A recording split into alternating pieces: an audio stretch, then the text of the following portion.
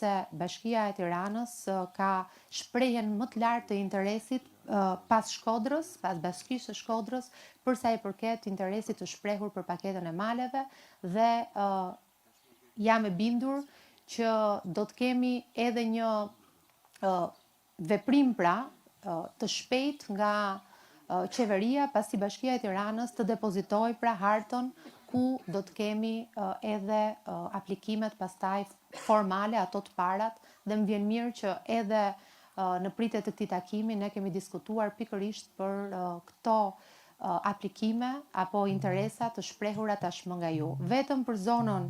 e Dajtit janë rreth 100 shprehje interesi që kanë ardhur, në gjithë Tiranën janë rreth 600, e thash që është qyteti i dytë pra pas Shkodrës me këtë interes të rritur, duket që ka interes në raport edhe me kapitalin që ju doni të vendosni, edhe me faktin që ka pra